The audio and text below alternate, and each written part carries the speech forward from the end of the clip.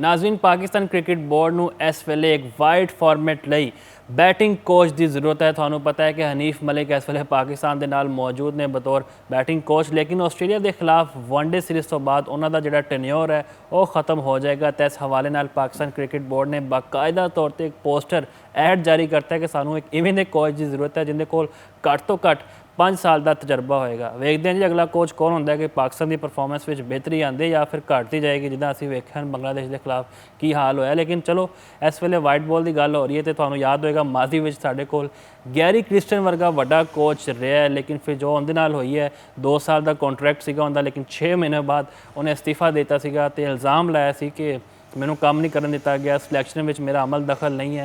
इस हवाले नाल असीं गल करिए, बड़े कोच रहे हैं, जैसन ग्रिस्पी की मिसाल मौजूद है, वो भी फिर चलते बने ने तो हैदराबाद किंग्स मैन जिस अंदाज से उन्होंने कोचिंग की है। तो वेखते हैं जी की बनता है अगले। तुहानूं पता है कि 30 मई तो आस्ट्रेलिया के खिलाफ वनडे सीरीज़ का चैलेंज भी है, तो लोग यह कह रहे हैं कि ना आस्ट्रेलिया को ट्रैविस हेड है, ना पैट कमिंस ने, तो ना हैज़लवुड ने। तो पाकिस्तान को किते ना किते एडवांटेज जरूर होएगा इस चीज़ का, लेकिन साढ़े जिहड़े टीम है वो हुण तसलसल बरकरार रख सकणगे या नहीं। यूसुफ अंजुम साहब साडे नाल मौजूद ने। यूसुफ साहब वध जे है पहले असीं जरा कोचिंग की गल करिए, हुण नवां कोच आएगा तो तुहानूं लगदा है कि कोई बेहतरी भी आएगी पाकिस्तान की परफॉर्मेंस में, या मादी तरह असीं रोंदे रहांगे? क्योंकि साडे कोल तो बड़े ज़बरदस्त कोचिज आए हैं लेकिन रिजल्ट अजे भी होए ने, की कहोगे? जी मुफाद जी, तुसीं बिल्कुल ठीक कह रहे हो कि बहुत सारे मसाइल ने पाकिस्तानी कोचां दे नाल ते गैर मुल्की कोचां दे नाल जिहड़ा इत्थे सलूक हुंदा हैगा। उस तो बाद कोई भी जिहड़ा गैर मुल्की कोच हैगा पाकिस्तानी टीम नाल ज़्यादा देर टिक भी नहीं सकदा ते उहनूं टिकन नहीं दित्ता जांदा। ਇਹ ਜਿਹੜੀ ਸਿਆਸਤ ਹੈਗੀ ਆ ਪਾਕਿਸਤਾਨ ਕ੍ਰਿਕਟ ਬੋਰਡ ਦੀ ਰਾਹਦਾਰੀਆਂ 'ਚ, ਉਹਦੀ ਵਜ੍ਹਾ ਤੋਂ ਬਹੁਤ ਸਾਰੇ ਮਸਾਇਲ ਮਾਜ਼ੀ 'ਚ ਵੀ ਰਹੇ ਨੇ ਤੇ ਸਾਨੂੰ ਹੁਣ ਥੋੜ੍ਹਾ ਜਿਹਾ ਆਪਣੀ ਜਿਹੜੀ ਪਾਲਿਸੀ ਹੈਗੀ ਆ ਉਹਨੂੰ ਬਦਲਣ ਦੀ ਲੋੜ ਹੋਏਗੀ।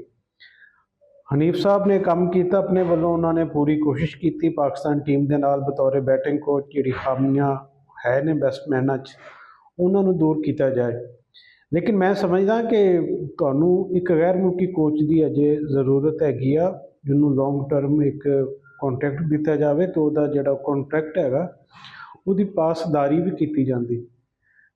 साडे हुंदा यह है कि गैर मुल्की कोच आ जाते हैं, जो उन्होंने नाल गलबात होंदी तो बड़े अच्छे लगते हैं कि जी बड़ा अच्छा साडे नाल एग्रीमेंट हो गया हैगा, लेकिन बाद पाकिस्तान क्रिकेट बोर्ड के बदकिस्मती के नाल कि जिहड़े मुतलका उन्होंने डील करने वाले लोग होंदे ने वो ज़्यादा जिहड़े उन्हां नाल जिहड़ियां गल्लां तय होंदियां ने उन्हां दी पाबंदी नहीं करते, जिंदी वजह तो इख्तलाफात पैदा होंदे ने, दूरियां पैदा होंदियां ने, तो फिर एक दिन उन्होंने इत्थों रुखसत होना पैंदा हैगा। नो डाउट कि हुण इस वेले पाकिस्तान नूं गैर मुल्की कोच की लोड़ हैगी है, लेकिन ये नाल अगर असीं जिहड़े अपने लैजेंड्स ने जिस तरह जिन्ना च तुसीं यूनुस खान, मैं समझदा कि एक बहुत अच्छी चॉइस हो सकते हैं पाकिस्तान खास तौर पर रैड बॉल टीम के हवाले नाल ते वनडे टीम के हवाले नाल उन्होंने अगर कंसीडर किया जाए तो एक अच्छी पाकिस्तान का एक ऑप्शन मौजूद हैगा। एक महीना पहलों तकरीबन 1 या 2 महीने पहलों उन्होंने पाकिस्तान क्रिकेट बोर्ड ने रबता भी किया सी, तो जिस तो बाद उन्होंने अपनी जी अवेलेबिलिटी हैगी आ वो शो की सी जी मैं हाज़र हाँ किसी भी कैपेसिटी पाकिस्तानी क्रिकेट वास्ते काम करने लई। तो उस तो बाद पीसी वालों का कोई रिस्पॉन्स नहीं आया उन्होंने हवाले नाल। तो उस तो इलावा मिसबा उल हक ऑलरेडी टीम का हिस्सा ने, सिलैक्शन कमेटी च भी ने, तो पाकिस्तान क्रिकेट बोर्ड के मामलों उन्होंने काफ़ी अमल दखल माजी च भी रहा है तो हुण भी है, वो चॉइस हो सकते हैं। उस तो बाद मोहम्मद यूसुफ एक अच्छी पाकिस्तान वास्ते मैं कहना कि उन्होंने अगर वो आ जाते हैं तो पाकिस्तान क्रिकेट ते जिहड़ी पाकिस्तानी टीम उन्होंने बहुत फ़ायदा हो सकता है। ये हुण फैसला पाकिस्तान क्रिकेट बोर्ड ने करना कि सानू गैर मुल्की कोच चाहिए है या सानू मुल्की कोचां दे नाल ही सानू अगे वधना पवेगा। मुल्की कोच जिहदे बारे अमूमन असी इनके सुनते रहने कि जी वो मुंडा नाल मिल गए ने, मिक्सअप हो गए ने, ग्रुप में पै गए ने, पसंद ना पसंद का जिहड़ा सिलसिला हैगा उहदी आवाज़ां आनियां शुरू हो जांदियां ने। दूजे पासों असीं देखिए कि जिहड़े गैर मुल्की कोच ने वो इन्हां चीज़ां वाल उन्नी ज़्यादा नहीं तरह आंदे जिस तरह साडे मुल्की कोच के बारे असीं सुनन च मिलदे हैगे। ते जोड़ा भी फैसला पाकिस्तान क्रिकेट बोर्ड नहीं करना हैगा, सोच समझ के करना चाहिए हैगा, क्योंकि बार बार तजर्बात बार बार तब्दीलियां साडी क्रिकेट का बेड़ा गर्क कर रही ने। सानू अपनी पॉलिसियां बेहतर करने की लोड़ हैगी आ, ना सिर्फ कोचिंग मामले नाल बल्कि ओवरऑल अगर देखिए साडी जिहड़ी कोचिंग के नाल नाल जिहड़ा साडा ਮਿਆਰ ਹੈਗਾ ਕ੍ਰਿਕਟ ਦਾ ਉਹ ਥੱਲੇ ਨੂੰ ਜਾ ਰਿਹਾ ਹੈਗਾ। ਪਾਕਿਸਤਾਨ ਕ੍ਰਿਕਟ ਬੋਰਡ ਨੂੰ ਇੱਕ ਬੋਲਡ ਫੈਸਲੇ ਕਰਨੇ ਚਾਹੀਦੇ ਨੇ ਤੇ ਐਸੇ ਫੈਸਲੇ ਕਰਨੇ ਚਾਹੀਦੇ ਨੇ ਕਿ ਜਿਹੜੇ ਲੌਂਗ ਟਰਮ ਹੋਣ ਤੇ ਉਹਨਾਂ ਦੀ ਪਾਸਦਾਰੀ ਵੀ ਕੀਤੀ ਜਾਏ। ਯੂਸੁਫ ਸਾਹਿਬ, ਮੈਂ ਤਾਂ ਅਸੀਂ ਕੋਚ ਦੀ ਗੱਲ ਕਰੀਏ ਨਾ, ਆਸਟ੍ਰੇਲੀਅਨ ਟੀਮ ਦੀ ਅਸੀਂ ਜੇ ਗੱਲ ਕਰੀਏ, ਨਾ ਉਹਨਾਂ ਕੋਲ ਪੈਟ ਕਮਿੰਸ ਨੇ, ਨਾ ਹੈਜ਼ਲਵੁੱਡ ਨੇ, ਨਾ ਟ੍ਰੈਵਿਸ ਹੈਡ ਨੇ।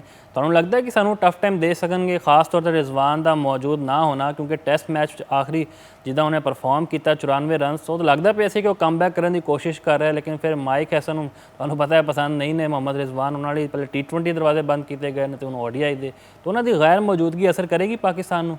ਕੀ ਸਮਝਦੇ ਹੋ ਤੁਸੀਂ?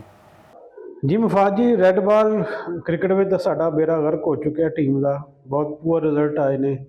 ਹੁਣ ਵਾਈਟ ਬਾਲ ਟੀਮ ਦੀ ਵਾਰੀ ਹੈਗੀ ਹੈ ਜਿਹਨੇ ਅਗਲੇ ਸਾਲ ਵਰਲਡ ਕੱਪ ਖੇਡਣਾ, ਜਿਹੜਾ ਕਿ ਸਾਊਥ ਅਫਰੀਕਾ, ਨਮੀਬੀਆ ਤੇ ਜਨੂਬੀ ਜ਼ਿੰਬਾਬਵੇ ਵਿੱਚ ਮੁਸ਼ਤਰਕਾ ਤੌਰ 'ਤੇ ਖੇਡਿਆ ਜਾਏਗਾ। ਸਾਰੀਆਂ ਟੀਮਾਂ ਇਸ ਵੇਲੇ ਤਿਆਰੀ ਕਰ ਰਹੀਆਂ ਨੇ ਵਰਲਡ ਕੱਪ ਦੀਆਂ। ਜਿਹੜਾ ਆਸਟ੍ਰੇਲੀਆ ਸquad ਇਸ ਵੇਲੇ ਪਾਕਿਸਤਾਨ ਦੀ ਸਰਜ਼ਮੀਨ 'ਤੇ ਮੌਜੂਦ ਹੈਗਾ, ਤੁਹਾਨੂੰ ਪਤਾ ਕਿ ਉਹਦੇ 'ਚ ਵੀ ਜਿਹੜੇ 4 ਤੋਂ 5 ਉਹਨਾਂ ਦੇ ਮੇਨ ਸਟ੍ਰੀਮ ਉਹਨਾਂ ਦੇ ਖਿਡਾਰੀ ਨੇ ਉਹ ਉਹਦਾ ਹਿੱਸਾ ਨਹੀਂ ਹੈਗੇ ਨੇ। ਉਹਦੀ ਜਗ੍ਹਾ 'ਤੇ ਉਹਨਾਂ ਨੇ 2 ਉਹ ਮੁੰਡੇ ਪਾਏ ਨੇ ਜਿਹੜੇ ਅੰਡਰ 19 ਨੇ, ਉਹਨਾਂ ਨੇ ਮੌਕਾ ਦਿੱਤਾ ਇੱਥੇ ਖੇਡਣ ਦਾ, ਇੱਥੋਂ ਦੀ ਕੰਡੀਸ਼ਨ ਤੋਂ ਹਮ-ਆਹੰਗ ਹੋਣ ਦਾ। ਇਹ ਤਜਰਬਾ ਤੋਂ ਕਰਦੇ ਨੇ ਆਸਟ੍ਰੇਲੀਆ ਦੀ ਟੀਮ। ਕਦੇ ਵੀ ਉਹ ਮੁਕੰਮਲ ਜਿਹਨੂੰ ਕਹਿੰਦੇ ਆ ਕਿ ਇੱਕ ਮਜ਼ਬੂਤ ਟੀਮ, ਉਹ ਕਦੇ ਵੀ ਪਾਕਿਸਤਾਨ ਨਹੀਂ ਆਈ। ਹਮੇਸ਼ਾ ਉਹ ਮਿਕਸਅਪ ਕਰਦੇ ਨੇ ਸੀਨੀਅਰ ਤੇ ਜੂਨੀਅਰ ਦਾ। ਤੇ ਇੱਕ ਪਾਸੋਂ ਕਿਉਂਕਿ ਰਿਜ਼ਵਾਨ ਨੂੰ ਵੀ ਕੱਢ ਦਿੱਤਾ ਗਿਆ ਹੈਗਾ, ਤੇ ਜਿਹੜੇ ਬਾਕੀ ਸੀਨੀਅਰ ਖਿਡਾਰੀ ਨੇ ਉਹ ਇਸ ਵੇਲੇ ਪਾਕਿਸਤਾਨੀ ਟੀਮ 'ਚ ਸਿਲੈਕਟ ਕੀਤੇ ਗਏ ਨੇ, ਸਿਵਾਏ ਮੁਹੰਮਦ ਰਿਜ਼ਵਾਨ ਦੇ। ਮੇਰੀ ਜ਼ਾਤੀ ਰਾਏ ਇਹ ਹੈ ਕਿ ਅਗਰ ਬਾਕੀ ਸੀਨੀਅਰ ਖਿਡਾਰੀ ਤੁਸੀਂ ਕੰਟੀਨਿਊ ਕਰਨੇ ਤੇ ਫਿਰ ਮੁਹੰਮਦ ਰਿਜ਼ਵਾਨ ਨੂੰ ਵੀ ਟੀਮ ਦਾ ਹਿੱਸਾ ਬਣਾਉਣ 'ਚ ਕੋਈ ਹਰਜ ਨਹੀਂ ਸੀ। ਉਹਨਾਂ ਨੇ ਜਿਹੜੀ ਆਖਰੀ ਟੈਸਟ ਖੇਡਿਆ, ਆਖਰੀ ਇਨਿੰਗਸ ਉਹਨਾਂ ਦੀ, ਉਹਦੇ 'ਚ ਉਹਨਾਂ ਨੇ ਇੱਕ ਬੜੀ ਸ਼ਾਨਦਾਰ ਇਨਿੰਗਸ ਖੇਡੀ, ਆਪਣੀ ਫਿਟਨੈਸ ਵੀ ਸਾਬਤ ਕੀਤੀ ਤੇ ਆਪਣੀ ਫਾਰਮ ਵੀ ਸਾਬਤ ਕੀਤੀ। ਤੇ ਤੁਸੀਂ ਸਿਰਫ ਉਹਨੂੰ ਬਾਹਰ ਕੱਢਦਾ, ਬਾਕੀ ਸਾਰੇ ਦੇ ਸਾਰੇ ਉਸੇ ਤਰ੍ਹਾਂ ਨੇ। ਸ਼ਹਿਨਸ਼ਾਹ ਅਫਰੀਦੀ ਹੈ, ਹਾਰਿਸ ਰਊਫ ਹੈ, ਵਸੀਮ ਸ਼ਾਹ ਦਾ ਤੁਸੀਂ ਕਮਬੈਕ ਕਰਵਾ ਲਿਆ, ਸ਼ਾਦਾਬ ਖਾਨ, ਇਬਰਾਰ ਅਹਿਮਦ, ਸੁਫਿਆਨ ਮੁਕੀਮ, ਸਾਹਿਬਜ਼ਾਦਾ ਫਰਹਾਨ, ਸਲਮਾਨ ਅਲੀ ਆਗਾ, ਬਾਬਰ ਆਜ਼ਮ, ਮੌ ਸਦਾਕਤ, ਸਾਰੇ ਲੋਕ ਇਸ ਵੇਲੇ ਉਹ ਟੀਮ ਦਾ ਹਿੱਸਾ ਹੈ ਨੇ ਜਿਹੜੀ ਆਸਟ੍ਰੇਲੀਆ ਦੇ ਖਿਲਾਫ ਮੈਦਾਨ 'ਚ ਉਤਰੇਗੀ 30 ਤਾਰੀਖ ਨੂੰ। ਤੇ ਵਿਕਟ ਕੀਪਰ 'ਚ ਸਾਡੇ ਕੋਲ 2 ਚੁਆਇਸ ਨੇ, ਗਾਜ਼ੀ ਗੌਰੀ ਤੇ ਰੋਹਿਲ ਨਜ਼ੀਰ। ਗਾਜ਼ੀ ਗੌਰੀ ਇਸ ਤੋਂ ਪਹਿਲੇ ਵੀ ਟੀਮ ਨਾਲ ਟਰੈਵਲ ਕਰ ਚੁੱਕੇ ਨੇ, ਰੋਹਿਲ ਨਜ਼ੀਰ ਵੀ ਇੱਕ ਅੱਧੀ ਵਾਰੀ ਟੀਮ ਵਿੱਚ ਆਏ ਨੇ, ਲੇਕਿਨ ਉਹ ਕੋਈ ਬਹੁਤ ਜ਼ਿਆਦਾ ਕ੍ਰਿਕਟ ਉਹਨਾਂ ਨੂੰ ਨਹੀਂ ਮਿਲੀ ਖੇਡਣ ਵਾਸਤੇ। ਤੇ ਚਲੋ ਅੱਛੀ ਗੱਲ ਹੈ ਕਿ ਯੰਗਸਟਰ ਨੂੰ ਮੌਕਾ ਦਿੱਤਾ ਗਿਆ ਹੈਗਾ, ਸੀਨੀਅਰ ਦੇ ਨਾਲ ਕੁਝ ਸਿੱਖਣ ਦਾ ਮੌਕਾ ਮਿਲੇਗਾ ਉਹਨਾਂ ਨੂੰ, ਉਹਨਾਂ ਨਾਲ ਰਹਿੰਦਿਆਂ ਹੋਇਆਂ। ਮੇਰੀ ਜ਼ਾਤੀ ਰਾਏ ਸੀ ਕਿ ਅਗਰ ਮੁਹੰਮਦ ਰਿਜ਼ਵਾਨ ਦੇ ਨਾਲ ਇੱਕ ਜੂਨੀਅਰ ਮੁੰਡਾ ਪਾ ਲਿਆ ਜਾਂਦਾ ਤੇ ਮੁਹੰਮਦ ਰਿਜ਼ਵਾਨ ਨੂੰ ਸਮਝਾਇਆ ਜਾਂਦਾ, ਪਹਿਲਾਂ ਹੀ ਦੱਸਿਆ ਜਾਂਦਾ ਕਿ ਤੁਸੀਂ ਪਲੇਇੰਗ 11 'ਚ ਹਿੱਸਾ ਨਹੀਂ ਹੋਵੋਗੇ, ਇੱਕ ਅੱਧਾ ਮੈਚ ਖੇਡੋਗੇ, ਉਹ ਬਾਕੀ 1-2 ਮੈਚਾਂ 'ਚ ਅਸੀਂ ਯੰਗਸਟਰ ਨੂੰ ਟਰਾਈ ਕਰਾਂਗੇ ਤਾਂ ਜ਼ਿਆਦਾ ਬਿਹਤਰੀ ਹੁੰਦੀ। ਲੇਕਿਨ ਹੁਣ ਚਲੋ ਪਾਕਿਸਤਾਨ ਕ੍ਰਿਕਟ ਬੋਰਡ ਨੇ ਫੈਸਲਾ ਕੀਤਾ ਕਿ ਰਿਜ਼ਵਾਨ ਨੂੰ ਬਾਹਰ ਕਰ ਦਿੱਤਾ ਹੈਗਾ। ਨਵੇਂ ਮੁੰਡਿਆਂ ਕੋਲ ਬੜਾ ਅੱਛਾ ਮੌਕਾ ਹੈਗਾ ਆਪਣੇ ਆਪ ਨੂੰ ਸਾਬਤ ਕਰਨ। ਉਹਨਾਂ ਦੀ ਕੀ ਐਡਵਾਂਟੇਜ ਵੀ ਉਹਨਾਂ ਨੂੰ ਮਿਲਿਆ ਕਿ ਉਹ ਆਪਣੀ ਸਰਜ਼ਮੀਨ 'ਤੇ ਹੀ ਆਪਣਾ ਉਹਨਾਂ ਨੂੰ ਖੇਡਣ ਦਾ ਮੌਕਾ ਮਿਲੇਗਾ। ਇੱਥੋਂ ਦੀ ਕੰਡੀਸ਼ਨ 'ਚ ਆਲਰੇਡੀ ਉਹ ਖੇਡ ਚੁੱਕੇ ਨੇ, ਸਾਰੇ ਹਾਲਾਤ ਤੋਂ ਵਾਕਿਫਕਾਰ ਹੈ ਨੇ ਤੇ ਹੋਮ ਐਡਵਾਂਟੇਜ ਦਾ ਫਾਇਦਾ ਉਠਾ ਕੇ ਆਪਣੀ ਇਨਿੰਗਸ ਨੂੰ ਬਿਲਡ ਕਰ ਸਕਦੇ ਨੇ। ਵਿਕਟ ਕੀਪਿੰਗ ਦੇ ਵੀ ਅੱਛੇ ਰਨਸ, ਅੱਛੀ ਪਰਫਾਰਮੈਂਸ ਦੇਣ ਦੇ ਨਾਲ ਨਾਲ ਬਤੌਰ ਬੈਟਰ ਉਹਨਾਂ ਨੂੰ ਆਪਣੀ ਫਾਰਮ ਤੇ ਫਿਟਨੈਸ ਵੀ ਦਿਖਾਣੀ ਪਵੇਗੀ। ਤੇ ਹੁਣ ਰਿਜ਼ਵਾਨ ਦੀ ਅਦਮ ਮੌਜੂਦਗੀ 'ਚ ਰੋਹਿਲ ਨਜ਼ੀਰ ਤੇ ਗਾਜ਼ੀ ਗੌਰੀ ਕੋਲ ਬੜਾ ਅੱਛਾ ਮੌਕਾ ਹੈਗਾ ਕਿ ਉਹ ਆਪਣੇ ਆਪ ਨੂੰ ਦਿਖਾਣ ਕਿ ਉਹਨਾਂ 'ਚ ਕਾਬਲੀਅਤ ਹੈਗੀ ਆ, ਉਹ ਰਿਜ਼ਵਾਨ ਦੀ ਜਗ੍ਹਾ ਪੁਰ ਕਰ ਸਕਦੇ ਹੈਗੇ ਨੇ। ਇਹ ਜਿਹੜੀ ਸੀਰੀਜ਼ ਹੈਗੀ ਉਹਨਾਂ ਦੇ ਮੁਸਤਕਬਲ ਦਾ ਵੀ ਫੈਸਲਾ ਕਰੇਗੀ ਤੇ ਰਿਜ਼ਵਾਨ ਦਾ ਵੀ ਫੈਸਲਾ ਕਰੇਗੀ। ਕਿਆ ਉਹਨਾਂ ਦਾ ਕਮਬੈਕ ਹੋਏਗਾ? ਅਗਰ ਖੁਦਾ ਨਾ ਖਾਸਤਾ ਇਹ ਦੋਨੋਂ ਮੁੰਡੇ ਨਾਕਾਮ ਰਹਿੰਦੇ ਨੇ ਤੇ ਅਗਰ ਇਹ ਮੁੰਡੇ ਰਨਸ ਕਰਦੇ ਨੇ, ਕੀਪਿੰਗ 'ਚ ਅੱਛਾ ਰੋਲ ਪਲੇ ਕਰਦੇ ਨੇ ਆਪਣਾ, ਤਾਂ ਮੇਰੇ ਖਿਆਲ 'ਚ ਫਿਰ ਇਹਨਾਂ ਦੇ ਨਾਲ ਹੀ ਸਾਨੂੰ ਕੰਟੀਨਿਊ ਕਰਨਾ ਪਵੇਗਾ ਵਰਲਡ ਕੱਪ ਦੇ ਹਵਾਲੇ ਨਾਲ। ਤੇ ਅਸੀਂ ਆਪਣੀ ਟੀਮ ਦੇ ਹਵਾਲੇ ਨਾਲ ਤਾਂ ਗੋਲਡ ਕੀ ਕਹਿ ਸਕਦੇ ਹਾਂ ਕਿ ਜਿਹੜਾ ਪਹਿਲਾ ਮੈਚ ਹੈਗਾ ਉਹ ਕਾਮਯਾਬੀ ਹਾਸਲ ਕਰੇ। ਪਾਕਿਸਤਾਨ ਦੀ ਟੀਮ ਇਸ ਵੇਲੇ ਆਸਟ੍ਰੇਲੀਆ ਤੋਂ ਜ਼ਿਆਦਾ ਮੈਨੂੰ ਅੱਛੀ ਲੱਗ ਰਹੀ ਹੈਗੀ ਹੈ ਤੇ ਪਾਕਿਸਤਾਨ ਨੂੰ ਇਹਦਾ ਫਾਇਦਾ ਉਠਾਉਣਾ ਚਾਹੀਦਾ ਹੈਗਾ। 2022 ਜਿਹੜੀ ਸੀਰੀਜ਼ ਹੋਈ ਸੀ ਉਹ ਵੀ ਪਾਕਿਸਤਾਨ ਨੇ ਜਿੱਤੀ ਸੀ। ਹੁਣ ਵੀ ਪਾਕਿਸਤਾਨ ਕੋਲ ਬੜਾ ਅੱਛਾ ਆਪਸ਼ਨ ਆ ਕਿ ਉਹ ਆਪਣਾ ਇਹ ਸੀਰੀਜ਼ ਅੱਛਾ ਰਿਜ਼ਲਟ ਪੇਸ਼ ਕਰਕੇ ਕੌਮ ਨੂੰ ਖੁਸ਼ੀਆਂ ਦੇਵੇ, ਜਿਹਦੀ ਕਿ ਸਾਨੂੰ ਬਹੁਤ ਜ਼ਿਆਦਾ ਜ਼ਰੂਰਤ ਹੈ। ਬਿਲਕੁਲ ਜੀ, ਤੁਹਾਨੂੰ ਪਤਾ ਚੱਲੇਗਾ 30 ਮਈ ਨੂੰ ਕੀ ਹੁੰਦਾ ਹੈ, ਕਿਉਂਕਿ ਰਾਵਲਪਿੰਡੀ ਵਿੱਚ ਤੁਹਾਨੂੰ ਪਤਾ ਅਸੀਂ ਮੈਚ ਖੇਡਣਾ ਆਸਟ੍ਰੇਲੀਆ ਦੇ ਖਿਲਾਫ ਤੇ ਰਾਵਲਪਿੰਡੀ ਦੀ ਆਵਾਮ ਬੜੀ ਐਕਸਾਈਟਿਡ ਹੈ। ਤੁਹਾਨੂੰ ਯਾਦ ਹੋਏਗਾ ਪਿਛਲੀ ਵਾਰ ਪੂਰਾ ਕਰਾਊਡ ਫੁੱਲ ਸੀਗਾ ਤੇ ਹੁਣ ਜਿਹੜੇ ਦੂਜੇ ਮੈਚ ਹੋਣਗੇ 2 ਉਹ ਲਾਹੌਰ ਵਿੱਚ ਖੇਡਣ ਜਾਣਗੇ ਤੇ ਲਾਹੌਰੀ ਤੇ ਫਿਰ ਤੁਹਾਨੂੰ ਪਤਾ ਪਿੱਛੇ ਨਹੀਂ ਰਹਿੰਦੇ ਨੇ। ਸਭ ਤੋਂ ਸਸਤੀ ਟਿਕਟ 200 ਰੁਪਏ, ਆਪਣੀ ਫੈਮਿਲੀ ਨਾਲ, ਫਰੈਂਡਸ ਨਾਲ ਇੰਜੋਏ ਕਰੋ। ਗਰਮੀ ਬਹੁਤ ਹੈ ਲੇਕਿਨ ਤੁਹਾਡਾ ਜਜ਼ਬਾ ਘਟਣਾ ਨਹੀਂ ਚਾਹੀਦਾ।